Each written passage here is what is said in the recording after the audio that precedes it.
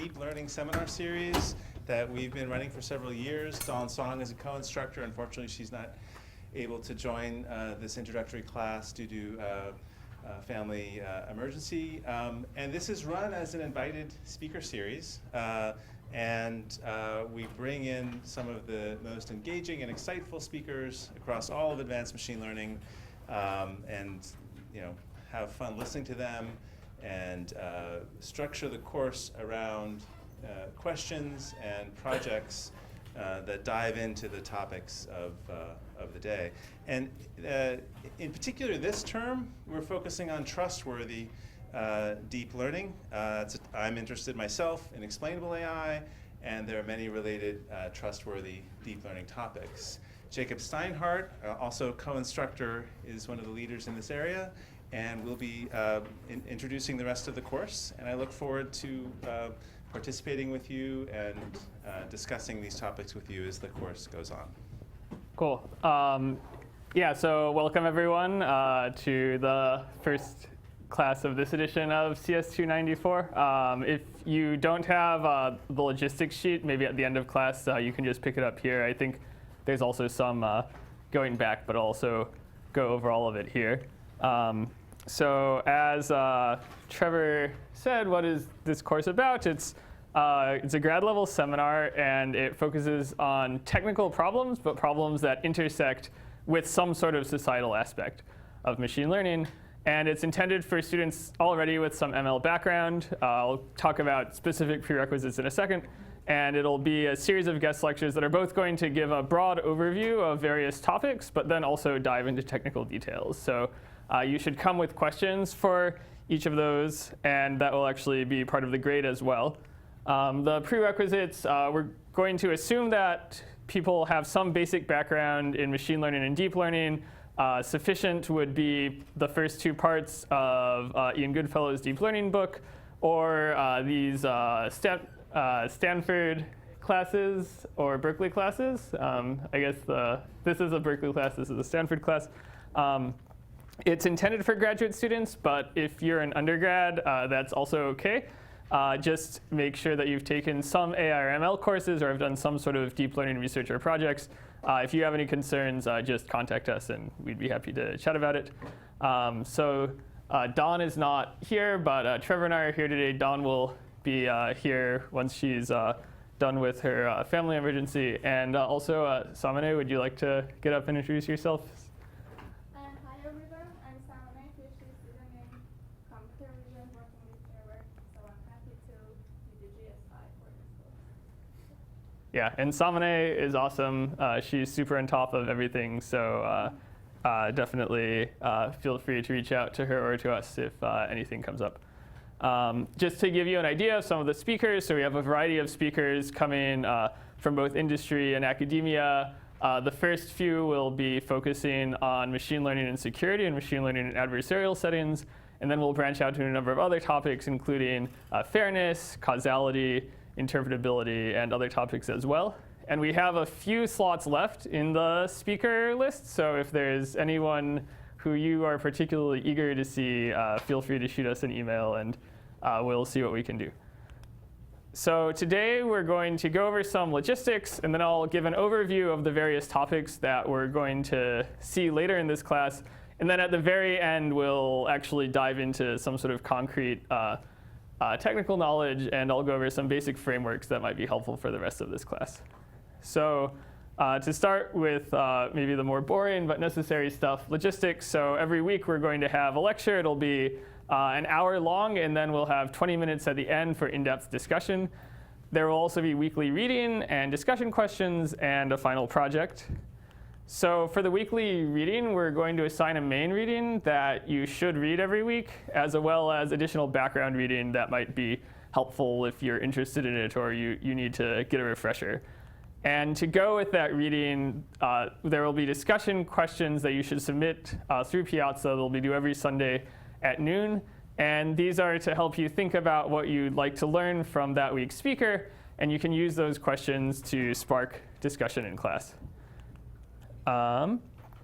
For the final project, there's 3 different options. So one is you can have a very in-depth literature review. So this should be more than just a regular literature review. It should really be aiming to give a very good introduction to the topic.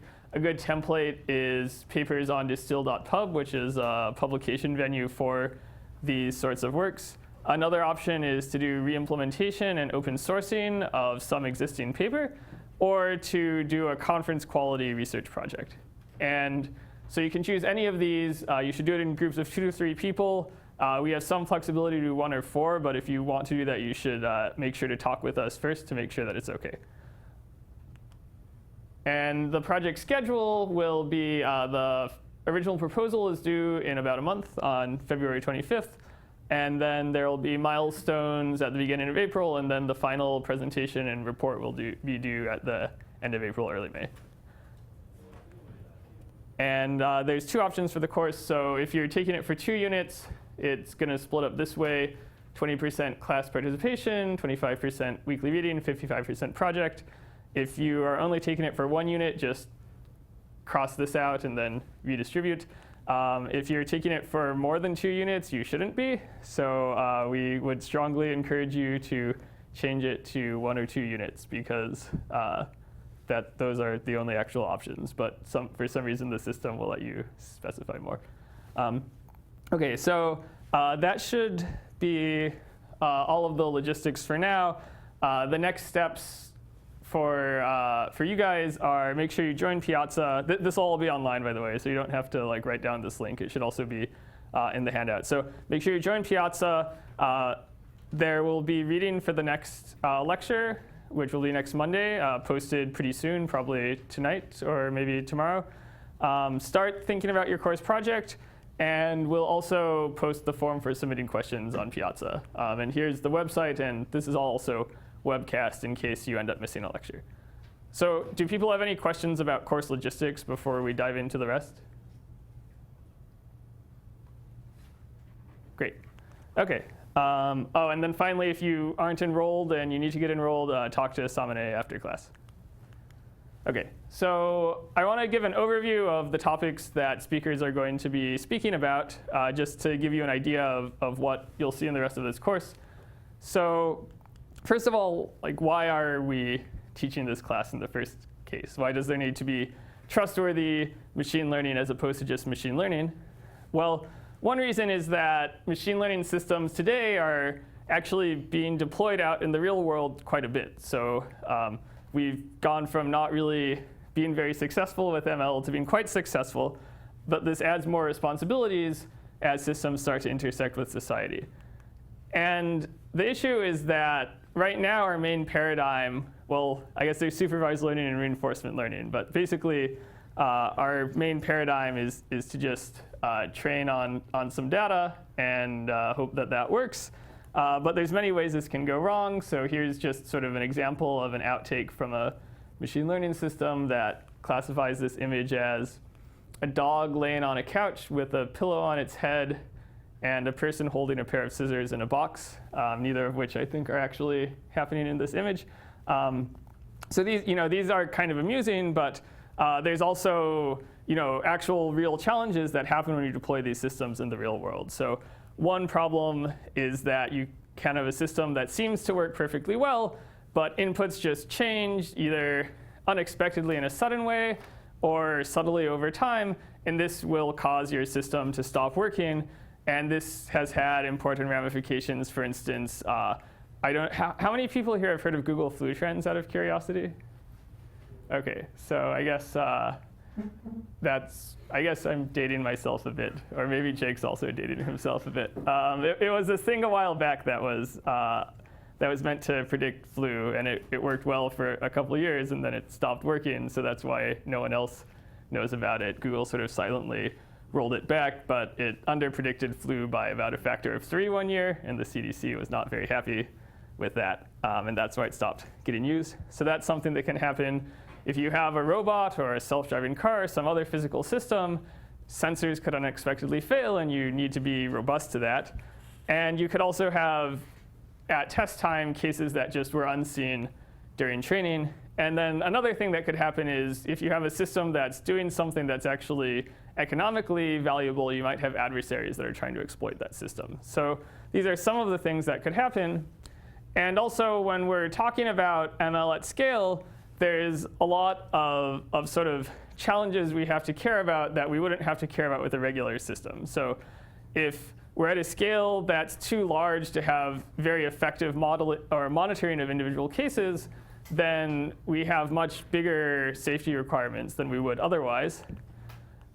At the same time, if we're working in settings where decisions have to be made very quickly, as in self-driving cars, we might not be able to have humans double check things, which might be something that we would have traditionally done with machine learning systems.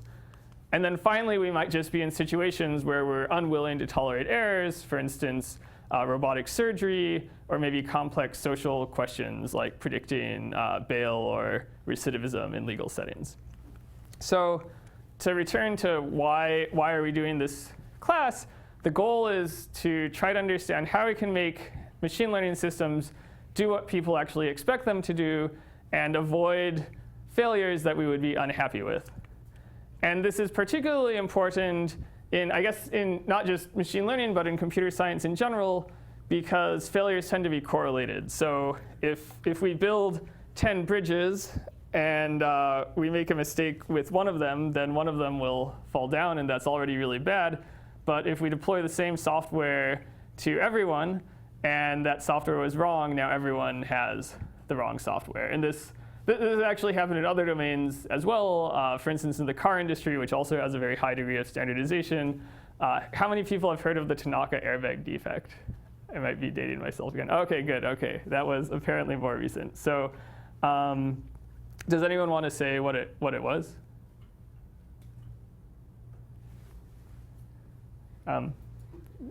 OK, well, basically what happened was pretty much all of the airbags that one car company put out were malfunctioned. I think they malfunctioned in such a way that they would potentially just go off randomly. And so they had to recall all of those cars. And that's obviously not something you want. So correlated failures are a problem. And also, all of these issues are going to become more and more important as systems become more complex and more autonomous. And so one way that I think you could think about this is that our goal is to kind of build up the knowledge to do reliability engineering for machine learning systems in the same way that civil engineers would do reliability engineering for traffic systems or for bridges or for other things. But also, because machine learning and computation intersect so much with society, I think we have a responsibility to go beyond just the question of how to engineer these systems, but in a forward-looking way, think about how these will impact society and think of that as part of the design parameters as well. Yes? But if I remember correctly, the airbag failures wasn't a machine learning failure. It's just the fact that the code base was completely unmaintainable. I had no idea that there would be a problem. Yeah, that's right. So that's a good clarification. So I wasn't intending the Tanaka example to be an example of machine learning in particular, just more as kind of a case study of like what could go wrong if you have correlated failures and what the expensiveness of that could be. That's a good point. OK, so that's the motivation. I want to now talk about some actual specific challenges that can show up. So I've broken these up into two categories. One is failures. So these are cases where what we want is for the system to perform accurately, but it just doesn't perform accurately. And so that's a failure. Another thing is we might care about things more than just accurate performance if we're intersecting in societally relevant domains. And so this brings new challenges that are not addressed by typical machine learning. So here's an example of a failure. We talked about this a bit already. But one failure that can happen is when we have distribution shift. So when the distribution of inputs at test time is different from what we saw at training time, a system can unexpectedly fail. And so there was this Google Flu Trends example that I gave where basically what happened was, to give a bit more info about it, Google was predicting how much flu there was based on user search queries. So the idea is if people ask like, where can I find ibuprofen, or what are the symptoms of flu, or something else, that's a good idea that they or someone they know is at least experiencing flu-like symptoms. And Google has all of that data. And they also have all of that data historically, and they also have historical CDC data of how much flu there actually was. And so you can just build a giant model. I think at that point, they just built a linear model that looked at basically textual features and then regressed that against the amount of flu. They got really good cross-validation error. Then they tested it for a year, and they got really good error that year. And then they tested it, or then they deployed it, and that next year it worked really well. And then they were really excited. In year 3, basically it just stopped working. And the reason it stopped working was just because of changes in user search habits. So I think there was some linguistic change in how people tended to ask a certain question, which caused all of that type of query to no longer be picked up by the system. The feature didn't have any weight on it. The old feature wasn't firing. And so you got substantial underprediction of how much flu there was. And so that's sort of an example of what can go wrong with distribution shift. So another failure other than distribution shift is exploitability.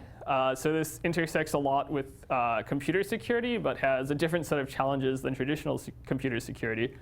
So one interesting story is around what was called the AP Twitter hoax. So on April 23rd, I think, 2013, Syrian hackers basically hacked the Associated Press Twitter account, and they put out this tweet. It reads, "Breaking: 2 explosions in the White House and Barack Obama is injured." And this is what happened to the stock market after this. So there was about a $136 billion drop. It was fortunately reversed within on the order of 5 to 10 minutes. So this didn't create a huge amount of damage, fortunately.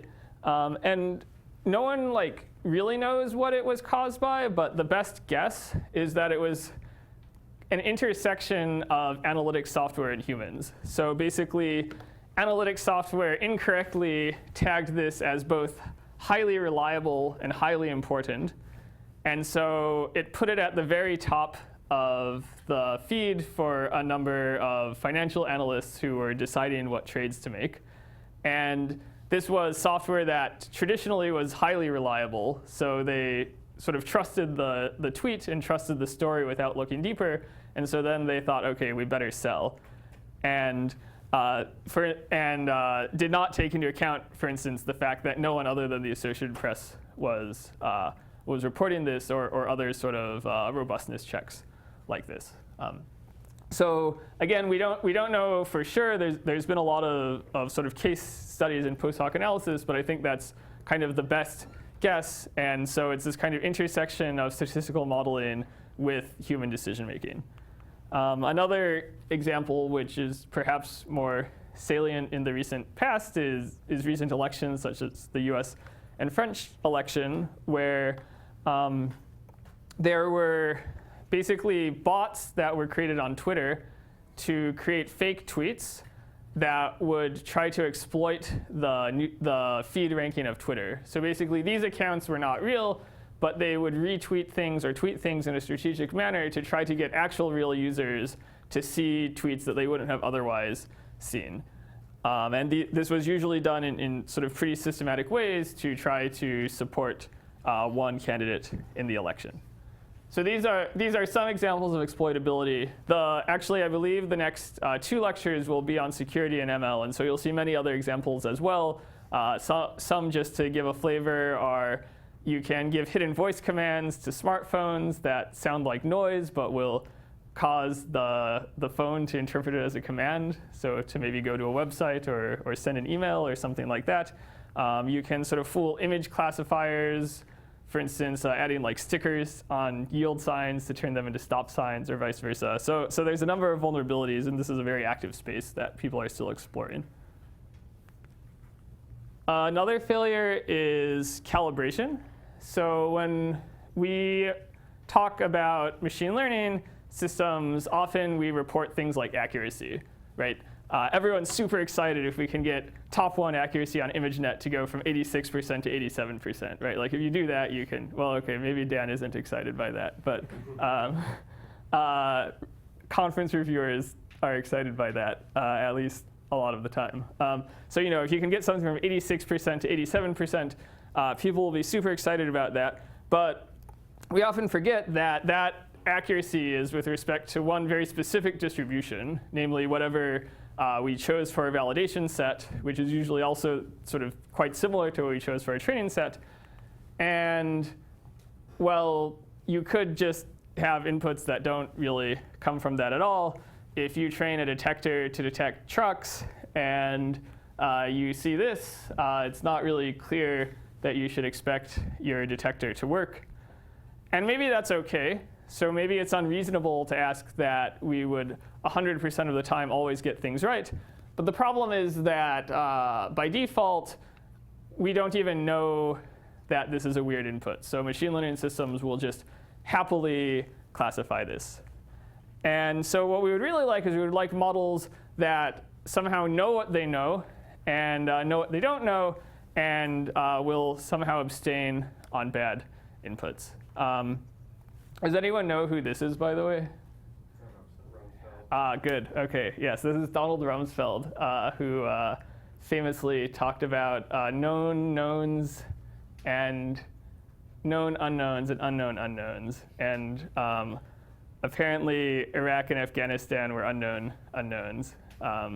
He was the Secretary of Defense when we sort of got entrenched in that war. But the problem is machine learning systems, basically everything's an unknown unknown. So they'll just happily classify things. There's examples where if you input random noise to an image classifier, it will happily just give you a class. And sometimes it will even give you a class with high confidence. So this is why we want to have better calibrated systems that have a notion of uncertainty and can abstain on inputs that are difficult.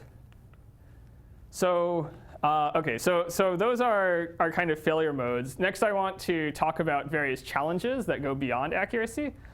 Before I do that, though, do people have any questions about any of the topics so far?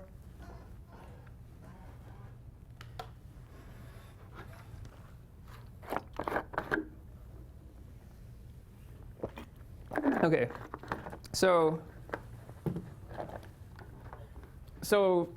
here's one challenge. It's actually kind of a very multifaceted challenge, but there's issues of fairness in machine learning. And one issue is that machine learning classifiers, even if they have high accuracy overall, will tend to have lower accuracy on small subpopulations or subpopulations that aren't well represented in the data. That's maybe not so surprising because you have less data on them. But an issue is that populations that are underrepresented in the data often are correlated with populations that are underrepresented in society. So here's an example where I think it was Google. There was some company that got into a lot of PR trouble because they were labeling Africans and African Americans as gorillas, which has a sort of bad history of racial connotations. And one reason for this potentially is that the data that they were training on was predominantly on Caucasians, and so the classifier worked worse here.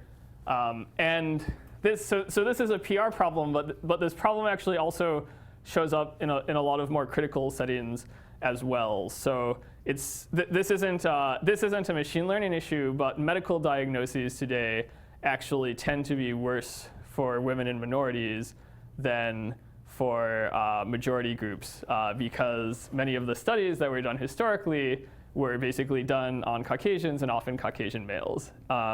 And so that's not even machine learning, but it is statistics. And this is obviously a problem we would like to address. Another issue of fairness is data can actually have biases in it that reflect, again, biases in society. And we would like to at least not ideally mitigate those biases, but at the very least not self-perpetuate them. So here's an example of word vectors. So this is a way of taking words and based on co-occurrence in text, sort of mapping them into some vector space. And this was this is like a two-dimensional projection of that vector space where this axis is male, female, and this axis is gender neutral to gender coded.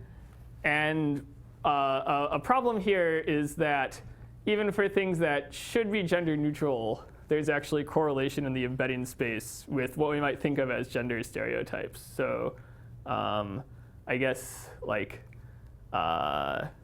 you can see like genius or buddies on the male side, and like what are some here? Pageant or homemaker on the female side. And potentially we don't want machine learning systems to be making predictions based on the assumptions that these things are correlated with gender.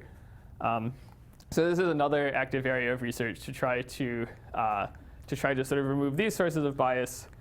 And then finally, there's actually a lot of intersection with various legal issues where for certain decisions we make as a society, such as whether to give someone a loan or whether to grant them bail, there's actually a lot of law about what attributes you can and can't use for that. So for instance, you can't use, you certainly can't use someone's race to decide whether to give them a loan, but then what can happen is that there's certain features that are highly correlated with race. So in some areas that are very racially segregated, zip code is a very good predictor of race. And so you probably also shouldn't use zip code to decide whether to give someone a loan. And so there's been evolving regulation about what to do here. And machine learning people are starting to get involved in this dialogue because it turns out that the existing regulation both prevents some things that we could do that would help mitigate unfairness, but also does not prevent things that sort of bad actor could do to do things that are discriminatory if they wanted to. So this is also an evolving dialogue. And actually, Moritz Hart, who's a professor at Berkeley, is one of the world experts on this. So another challenge is that in many cases, we actually want to not just make predictions, but we want to ask causal questions. So if we want to use machine learning in healthcare or in economics, our goal is not to predict. Well, sometimes our goal is a predictive question. So maybe we want to predict based on an X-ray whether someone has a certain cancer. That's a predictive question that maybe we just want to get high accuracy there. But we might also ask, should I give someone this drug? Or should I increase the tax rate in the US or not? And those questions are asking what would happen if I did something that I haven't done yet. And so in particular, we're asking about something that we don't directly have data about. It's possible that we have data about some similar situations, but as soon as we ask about an intervention or a policy, we're actually asking what would happen in a situation where we're out of distribution. And so for the same reasons that Google flu trends can go off the rails just because of changes in user behavior, these counterfactual questions are basically, counterfactual is well, not a synonym, but counterfactual is a what would happen type question. So these counterfactual questions are basically automatically subjecting machine learning systems to answer out of distribution questions, which we already know that we're not very good at. And so this is another big challenge if we actually, well, people sometimes are using this to sort of answer these questions. But if we want to do this in an actual accurate and responsible way, then we need some account of how to answer these what-if questions. So another challenge is privacy. This is something that many tech companies are starting to care about, probably because their users are starting to care about it. So for instance, I think this is Tim Cook, but I actually don't know what Tim Cook looks like. Is this Tim Cook? No? Who does anyone know who it is?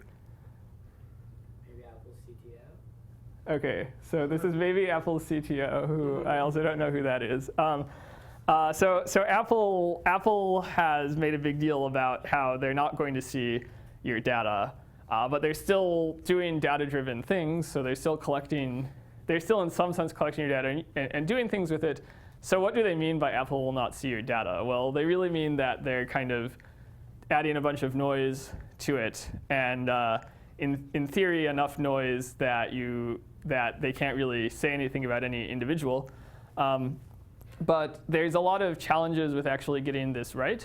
And there's also challenges with getting this right without just completely destroying the accuracy of whatever model you want to fit from that data. So there's various techniques, one of which is differential privacy, that basically try to aggregate data in a way where you don't know anything about any individual user, but can nevertheless still make statements about populations of users or populations of people, and therefore try to respect individuals' privacies while still building good predictive models. Other cases where you might want to do this are if you're asking people very sensitive questions in surveys, and they might feel unwilling to give a truthful answer if they're worried someone will look at it. So a kind of cool survey methodology that people actually do sometimes is they might ask someone if they've taken a given illegal drug any time in the last month. And if you ask people this question, well, generally people don't say yes, even if they have. But what you can do instead is you can tell them to roll a 6-sided dice, and if it comes up 1 or 2, then they should, if it comes up 1, 2, 3, or 4, then they should answer truthfully. And if it comes up 5 or 6, they should give like the opposite of the truth. And then you have to do you have to like center and divide to get the actual proportion out. But it turns out that if you do this, then people are actually much more willing to answer truthfully. So the sort of rate of people admitting to this is like substantially higher than if you don't have them roll the dice. So that's a kind of simple example of how you would collect data in a private way. And then when you have more complex systems where you're collecting many attributes of people that may be correlated, then things become more challenging. So another challenge is just how, I think this is one that we tend not to think about, especially in academia. But if you actually are building machine learning into large software systems or into large code bases, there's a lot of challenges that show up. So this is a paper that was written by a bunch of people at Google called Hidden Technical Debt in Machine Learning Systems. Its original title was actually Machine Learning, the High-Interest Credit Card of Technical Debt. But then to get it into a conference, they had to choose a less flamboyant title. And the point is that there's a number of ways in which machine learning systems are much harder to maintain than traditional software and require much more oversight that can tax resources. So one example is that you have all this data, and this data is kind of moving around your system and needs to make its way to you so that you can make predictions. And data is different than code because your code is all in Git, and you have a revision history, and someone made hopefully someone made a comment about what the code is doing. And if they didn't, you can at least like go find them and ask them what the code is doing. But you generally don't put data in Git for good reasons, because there's like way too much of it, and it's all streaming through. And so it's kind of this kind of just like black box where you get data, it arrives. If there's something wrong with it, you don't really know at what point in the pipeline it failed. You have to kind of like go through the logs very carefully, and also it might just fail silently, because remember that machine learning systems are perfectly happy to just output a prediction even if the data is funky. So that's one issue. And another issue is you can actually get weird feedback loops where if you change what your ML system is doing, and then you have users that are consuming that system, for instance, maybe this is deciding how how to put search results on a web page or what articles or Facebook posts to recommend to someone, then you've changed your system is changing user behavior, but your system is also collecting data. So the data is now changing because the data is about the users. So you could have a situation where you have two machine learning systems. System A changes, that change causes changes in user behavior. That breaks system B because now users are doing something different. And so even debugging can be quite challenging because you don't know. You could have a problem that's caused by some completely unrelated part of the system, which can also sometimes happen in regular software systems, but is a lot more rare. So I'd actually highly recommend reading this paper if you're interested. It might actually end up on the reading list at some point if we can get any of these people to come give a talk. But it goes through a lot of issues that I personally hadn't really realized show up, but that actually are pretty important in practice. So the final challenge is what we call interpretability. This is an area that we don't even really have the basic definitions down yet, at least in my opinion.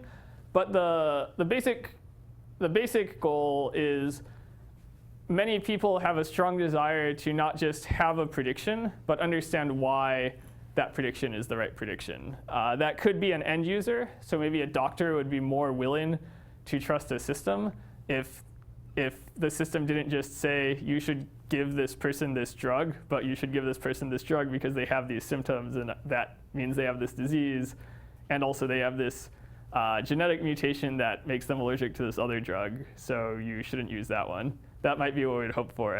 We might hope for some sort of explanation like that. So that's one type of person, our end users, but also machine learning scientists and practitioners might want to understand why systems are doing what they're doing so that they can debug them more easily, so that they can improve them, or so that they can proactively predict issues. So for instance, some sources of bias or unfairness in machine learning systems actually have been unearthed by basically visualizing what those systems were doing and understanding that the decision-making process of the system was somehow encoding a bias that we didn't want to encode. So this is the basic idea behind interpretability. This is kind of a cool picture. So this is from distill.pub, that the expository journal that I mentioned at the beginning of class, where it's trying to explain why this was labeled as a Labrador, or sorry, as a, I think this is a Labrador retriever and this is a tiger cat. And this is trying to explain these predictions. And these are kind of various receptor fields in some deep neural network. And you can see sort of here, well, you kind of have to do a bit of reading of tea leaves, but you might sort of think of these as a bunch of kind of examples of floppy ears. So maybe it can tell what Labrador retrievers are by detecting floppy ears, and this is, I guess, some sort of cat-like thing, maybe with a golf ball in its mouth or whatever that is. But one thing that's kind of interesting is actually on ImageNet, which is the sort of main image recognition benchmark. If you look at all of the dog classes and you try to look at what the neural network is doing to discriminate against them, it's basically only looking at the ears. So all of the dog classes, it's apparently like super easy to tell whether something's a dog, and then it's really hard to tell what kind of dog it is, and the main discriminating factor is what their ears look like, which, okay, maybe makes some sense, but it also means that you could probably like put like a dog on a pogo stick or something, and like it would still just pay attention to the ears and not worry about the pogo stick. So so that's kind of interesting insights you can get from interpretability. And so there's both the question of what should these explanations give. So one danger is you could give explanations that are convincing but misleading. For instance, this is sort of suggesting that floppy ears are important for detecting Labrador retrievers, but maybe that's not actually what's going on. Maybe there's something more complex or nuanced. And so we want explanations or interpretations that are not misleading, and also that are somehow providing some insight. And so that's another large ongoing discussion.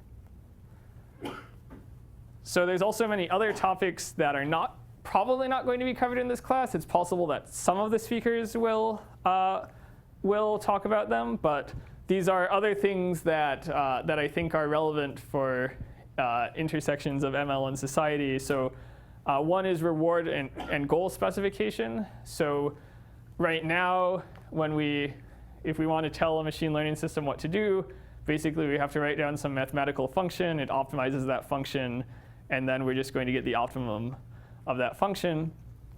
And there's many things we might want that can't easily be written that way. For instance, we might want something to not just have we might want a robot to not just have high performance, but also to not do anything that would be alarming or dangerous to humans. And it might be hard to specify that unless we can sort of just systematically provide ongoing labels of whether an action was alarming or not. But maybe that itself would already be something we're not super willing to do if we don't want someone to sit around and wait for a robot arm to whack them in the face or something like that. So there's this area of reward and goal specification. Anka Dragan, who's also at Berkeley, works on this, and this is also something that I'm personally quite interested in.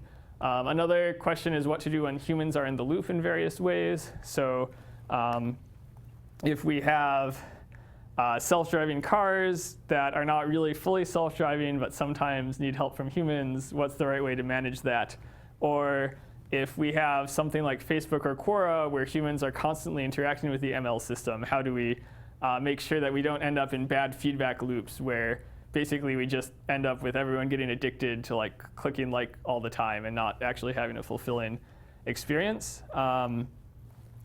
Another issue is incentives. So in settings like crowdsourcing, where we're sort of paying people to get data, how can we incentivize them to actually give us good data? Or in any place where there's some sort of marketplace, how do we set things correctly so that people will actually answer truthfully and give us the data that we want? And then in reinforcement learning and robotics, there's a question of safe exploration. So we have a robot that's going around some unknown environment. It needs to have some way of exploring that environment to know what's going on. But ideally, it should not do that in a way that involves damaging the environment or damaging itself. So if a robot is going around to map a building, it shouldn't fly through windows or knock over lamps or anything like that. But still somehow find out what's in the building. And then a final topic, which is more in robotics, but is a very rich area, is this notion of robust control. So this is when you have some dynamical system, for instance, an airplane or a car or a robot, and it is subject to various disturbances. How can we form plans or policies that will robustly work well, even in the case of disturbances from the environment? So Claire Tomlin, among others, who's at Berkeley, works on this. So that's kind of an overview of what we'll see in this class. Here's just a few, I guess, advice on how to get the most out of this class. So the first thing is we're sort of lucky to have a bunch of amazing guest speakers, but the best way to get things out of them is not to just passively listen, but to ask lots and lots of questions. And there's multiple types of questions that I think you should be thinking about. So one is about the motivation. Why are they doing what they're doing? Does the problem statement match the actual does the mathematical or formal problem statement actually match the real world thing that they care about? Or if it's unclear, maybe it's unclear and you want to ask about it, it's always very, very reasonable and good to try to understand the motivation and not just the technical details, but also you should try to understand the technical details. So I think you should think of, if you're in this class, you always have the right to understand. So if you should never think oh, well, the only reason I didn't understand this is because I'm not smart enough or because I don't know something. You're in this class to learn, and so you always have the right to understand and to ask a question if you're curious or if something's unclear. So that's the first thing. The second thing, and this is a way to get better at presentations, is think about the presentation decisions that were made by the speaker. So some of the speakers have put a lot of thought into the talks they're giving. Hopefully most of them, maybe some of them haven't, but often speakers put a lot of thought into the talks they're giving. And so thinking about why they made a decision to present something a certain way can be useful for coming up with ideas for how you present things in the future. And also maybe they didn't do a good job and maybe something didn't work well or it didn't work well for you.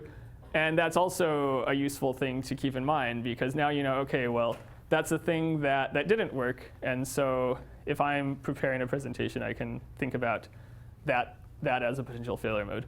And then the final thing is to form your own opinions. So people, including me, will have many opinions about these topics. These are active research topics. They're not things that are settled by any means. And so everyone could end up being wrong. And so you should form your own opinions about what you think is right and not right. And hopefully the discussion in each class will allow us to bring those things out.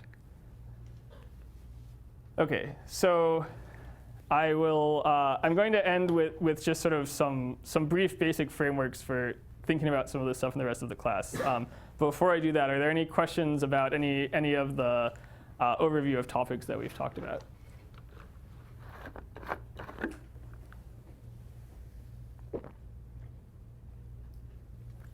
Yep.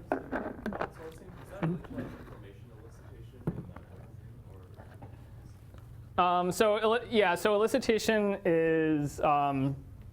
is related to crowdsourcing, or rather, crowdsourcing is a way to do elicitation. So for those of you who don't know, elicitation is we have something that perhaps requires some domain knowledge, and we want to elicit that domain knowledge.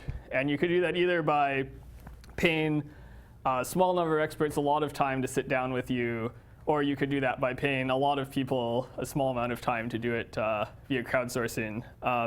But you might use crowdsourcing for other things as well. So maybe I just want to label a bunch of emails as spam or not spam. Well, maybe I can get the people who receive those emails to do that for me. But maybe I just want to label whether an image contains, say, pornographic content because I want to filter that out, or something like that. And that's a thing that you might do via crowdsourcing as well. Basically, just pay a lot of people to go provide those labels for you, so that you can then build a classifier to actually predict that. Yeah. Any other questions?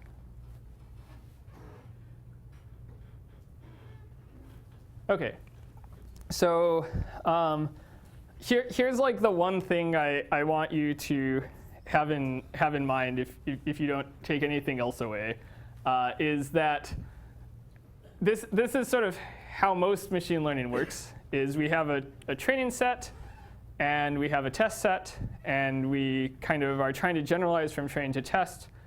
But to do that, we assume that these are somehow quite similar to each other. The most simple way is that they were both drawn as random samples from the same distribution, although sometimes there's some disparity. But it could actually be the case, and it's much more so the case when we actually deploy systems out in the world than on sort of standard ML benchmarks, that what things look like at deployment time could just be quite different from what things look like at train time. And so real systems can end up violating this assumption, and this is the root of not all of the problems that I talked about, but maybe about half of them. So one way to think about this is that in machine learning, we're used to this single metric, which is accuracy on some held out development or test set. And that's what we report, and that's what people try to make better. But there's many other metrics that you could look at as well. And these metrics can give you a much richer source of information about how a system is behaving, and also help tell us if we're running into some of these challenges or failure modes. So an example is, rather than just looking at a single development set, we could look at accuracy on a variety of different development sets that encode various ways in which a distribution could shift. So you could, for instance, like explicitly corrupt the data. So this is something that Dan's actually been working on recently. Or you could just try to collect various data sets that came from different sources but are all about the same task. Another thing is you could look at accuracy not just on the entire data set, but on subpopulations of the data set, right? If we're worried about minority populations having worse performance or there being other issues, we can look at those subpopulations and try to understand what's happening there. And so that is related to issues of fairness. If we care about robustness, we might care about worst case over either nearby points to the points in our test set, or maybe over some more complex family of potential ways that an adversary or an attacker could try to exploit the system. And then finally, if we care about causal questions, if we can actually collect instances where we actually did apply some sort of causal intervention, so we did assign some treatment or give someone some drug, and we keep those out of our data set, but then test to see whether our system actually predicts well, then that might give us a way of trying to understand whether our system can actually answer these causal questions in an accurate way. So in general, I think as a field, we should be looking at these alternative metrics much more. And if you have a system that you're working with and you want to understand it better, looking at one or more of these can help give you a richer understanding of what's going on. So that's sort of one concept. And a very related concept is the idea of model misspecification. So a model family is said to be well specified if the true distribution is actually in that family.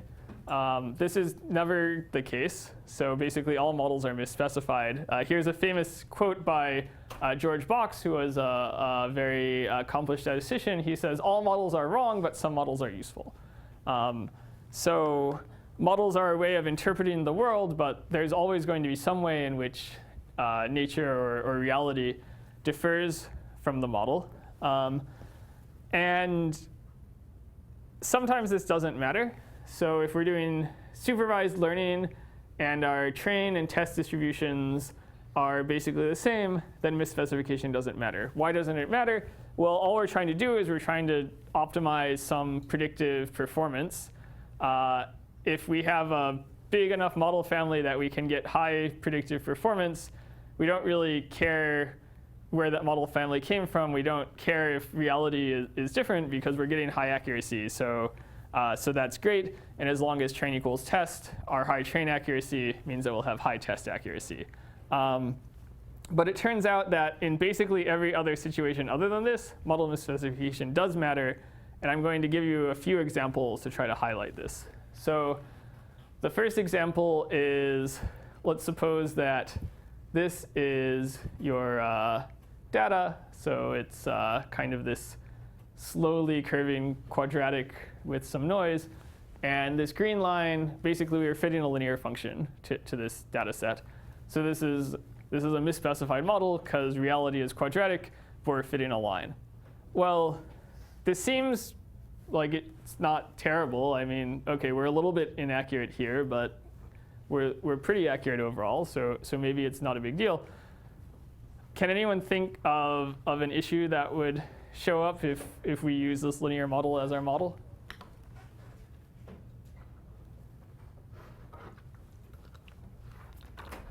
Try to extrapolate. Yeah, that's right. So if we go over here off the screen, this is going to get really bad really quickly, right? And so there's two issues. So the first is that if we extrapolate, we could do very badly. So out of distribution examples might have very inaccurate predictions. But also, it means that there's sort of this conflict. So what we end up with is going to depend on what input distribution we actually trained on. That's an issue not just for accuracy, but for many other things as well. If we try to do any form of interpretability, then what are we interpreting? Well, we're interpreting something, but it's not clear how it relates to the actual data. The model we got could have depended quite a bit on how we trained things. And so this is one issue with misspecification. Here's a slightly more subtle but equally important thing that could happen. So this is a model of well, this is basically a model of procrastination. So this is a Markov decision process where you have some assignment that you need to do. It's due on day T. On every day, you can either do the assignment or not do the assignment. And so your reward when you do the assignment, well, basically when you do the assignment, you get some negative reward because you just had to do some work. So you get reward negative W. But then on day T, you will get a reward of 0 if you did not do the assignment, or you'll get a reward of R if you did do the assignment at some point before time T. But also there's going to be some slight. It's slightly better to do the assignment earlier rather than later. So your reward is actually, it'll be R minus epsilon if you did it on day 1, and R minus 2 epsilon if you do it on day 2, and R minus T epsilon if you do it on day T. So let's suppose that we're observing a student going about their day and making decisions, and we're trying to fit a model to try to understand whether, how much value they place on actually completing the assignment, and also how much negative value they place on working. But we don't take into the account the fact that humans have time discounting. So I'm kind of irrationally, well, it's not clear if it's irrational or rational, but I care less about the far future. So if it's Sunday and my assignment's due on Friday, I'm not really thinking very much about the reward that I'm going to get on Friday. So I'd rather put things off, right? That's sort of how procrastination works. If we fit a model that doesn't take into account procrastination, and we fit these parameters R and W, here's what happens. So this is this blue line. So basically, every day that, in this case, the student's name is Alice. So every day that Alice doesn't complete the task, the model becomes more and more confident that Alice just doesn't care about completing the assignment. And so by day 8, the model thinks, oh, surely Alice couldn't care at all. And then it gets super surprised on day 9 when Alice does the assignment the day before the deadline and concludes, oh, actually, it must have been important after all. So if you're on day 6, your learned parameters for R and W are going to be super wrong if you're missing this extra term from your model. Compared to if you actually have this discounting factor, you do something much more reasonable. So you say, OK, well, it's clearly some evidence that Alice hasn't done the assignment yet, that the value she places on it is lower than it would have been all else being equal. But it's really not very strong evidence because I know about this discounting effect. And so I'm going to decrease things a little bit, but I'm not going to be nearly as surprised. And I always thought that it was pretty, fairly likely that Alice cared about completing the assignment. So this is a slightly more complicated example of model misspecification, but it's the key thing here is that the thing we wanted to do was not just to make good predictions. We wanted to infer something about these parameters, right? So we cared about the actual parameters, and we wanted to use these parameters to draw some further conclusion about the world. And that's a case where model misspecification can hurt you.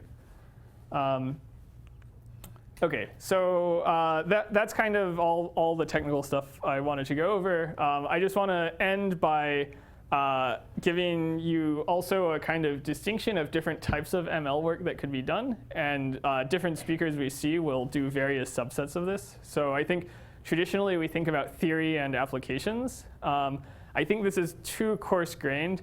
And there's actually a more fine-grained distinction that's much more useful. So I think there's at least 4 types of work that I call engineering, science, concepts, and math. I think we tend to think of engineering and science as applications and concepts in math as theory, but that itself is not quite right. So engineering is maybe what we're used to thinking of as applications. We basically want to build systems that work and that do cool things. But there's another type of very empirically driven work, which is not about building systems, but about understanding systems, where we want to understand why things work the way they were, why they work well, or what's affecting their performance, and perhaps when they'll work well. So this I would call science. And then there's a third thing, which is concepts, which are just mental frameworks for designing or understanding systems, right? So concepts are things like the idea of generalization, or the idea of regularization, or the idea of overfitting. These are things that someone had to actually realize are a way we should be thinking about models, or maybe more less abstract concepts are like doing gradient descent as a way to minimize things, or L1 regularization, or cross entropy, right? These are sort of concepts that allow us to organize the work that we do with engineering and science. And then finally, there's math, which is just sort of the formal mathematical underpinnings of all of this. So it's worth kind of keeping these things separate. OK, so that's all I want to say. We're going to end a little bit early because there's not, you don't have any discussion questions, so there's not really that point in doing discussion. So we'll see you all here next Monday at the same time. And if you haven't picked up the logistics sheet, please pick it up. All right, thanks.